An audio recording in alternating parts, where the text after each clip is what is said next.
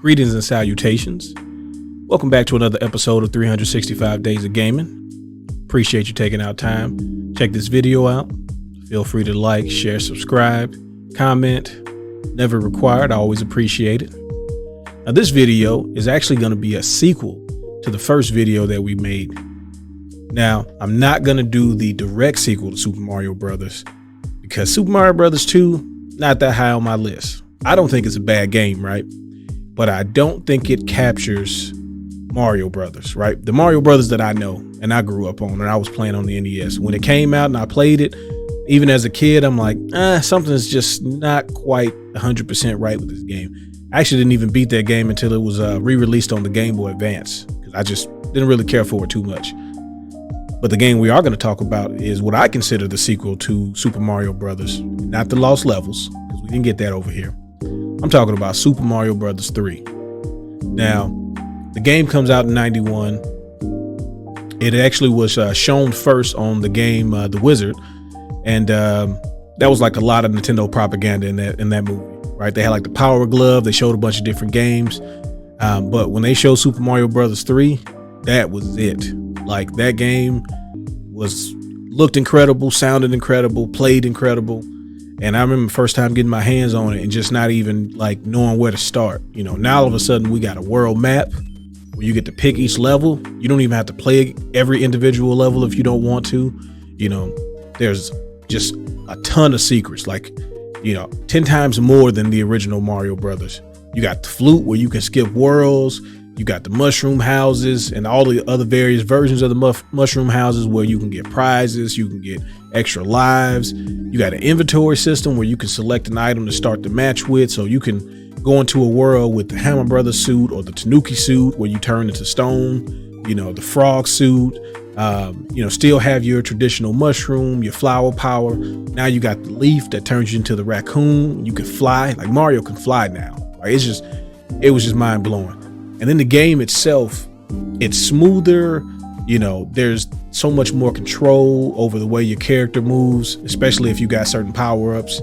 I just really enjoyed every moment of that game. I've beaten that game so many times, like things like Big World. I don't care what anybody says. I know that Nintendo has done some amazing things in the world of Mario, and I agree. All right, now hats off to them. I applaud everything, but Big World is probably like the first and like highest rated to me level where I'm like, oh, this is crazy. And I know Simple World, everything's just big. It's not really particularly like the scheme or theme of it or anything like that isn't, mind blowing. But just as a kid, seeing everything be big it was crazy. It's like all the Goombas and Koopa Troopas got mushrooms. I'll go play Big World like probably as soon as I leave out of here, just because I'm thinking about it again. Then if you play 2 players, the other cool thing was you actually felt like when you played Luigi, you were actually helping. So if you beat a level as Mario and you're playing 2 players, then Luigi gets to go to the next level and he can pick whether he goes to a mushroom house, a pipe world, like whatever it is. But it always felt like you could actually like take on the world together versus you get to play when I'm not playing type of thing on the first Mario. So it was just so many more improvements to the game. You got the Doom ship at the end of each level.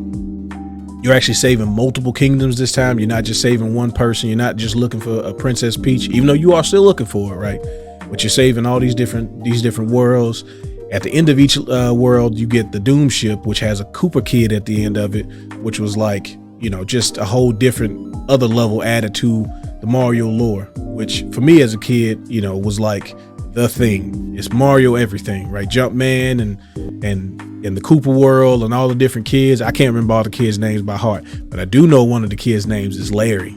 That's right. His name is Larry. So got you. But yeah, just one of those games that like changed a lot of people's minds about video games. At least when I was a kid, like seen a lot more adults playing Mario 3, compared to when I saw people playing Mario 1. And everybody had a copy of Mario 3. I don't know how, because I don't remember us buying a copy of it, but we definitely had a copy. We had one with our original NES, had one with the top loader, which I should probably make a separate video about how cool the top loader was, but that's neither here nor there. But I like to hear your experiences with Super Mario Brothers 3. What did you think when you first played it? Did you beat it? Did you use any power-ups when you beat it? Did you try to do things without using the P's, or did you just say forget it, I'm just flying above everything the whole time? Memories of like some of the most difficult levels, like the one stage that moves forward. That's one of the things they started in Super Mario Brothers 3, before I forget, is they have the auto moving stages, which was like, what do I do? No longer could you sit back and kind of plan your decisions out, like the stage is moving whether you're there or not. And that's like, it just changed a whole bunch of things for me. And I really enjoy this game. I think it's one of the best Mario games ever. Just, easily top 5. And most of the things that happened in that game in some form or fashion have continued throughout Mario. So that just lets you know how influential the game was just in the Mario series, not to mention so many games that came out afterwards, clearly trying to imitate certain things from Super Mario Brothers 3. But yeah, love to hear your stories about the game. And as always, any other game similar to it or not, feel free to comment. Appreciate you taking out time to check this video out. Be safe. Have fun. Peace.